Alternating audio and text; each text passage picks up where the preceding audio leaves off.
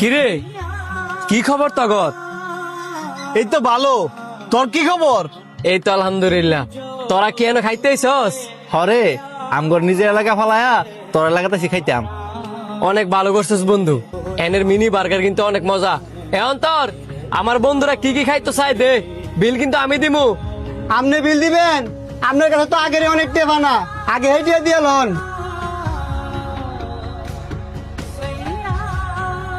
আরে হেইটে আমি পরিশোধ করে দিমু না।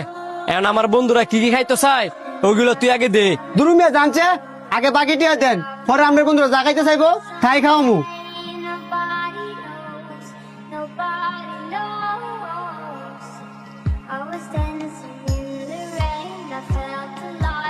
বন্ধু তোরা এনে থাক, আমি আইতেছি। কিও টিয়া দিতেন না?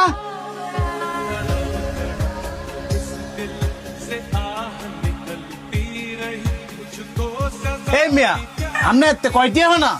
হেলার কাছে 42 টিয়া না, আজকে 2-3 মাস ধরে ঘুরাইতেছে।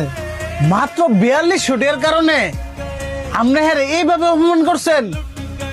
আমরা তো এর এলাকার না, আপনি তো এর এলাকার ছিলেন। আপনি তো এটা বুঝা উচিত ছিল যে আমি কার সামনে এর অপমান করতেছি। মিয়া, আপনি যারা অপমান করছেন হ্যাঁ সম্পর্কে তো আপনি আম করছে ভালো জানেন। আরে হ্যাঁ লোক কি কথা কইতেছি আমরা, যে কিনা বাইরের মানুষের সামনে এলাকার মানুষের সম্মান দিতে জানে না। আয়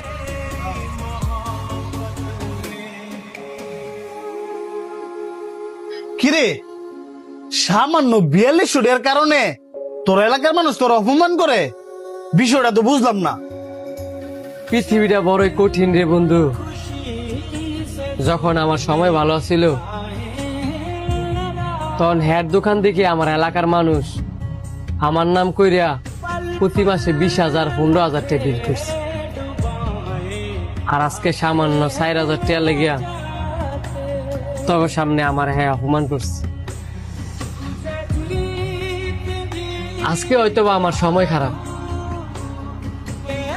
আল্লাহ পাক যদি চায় আবার আমার সময় ফিরতে পারে।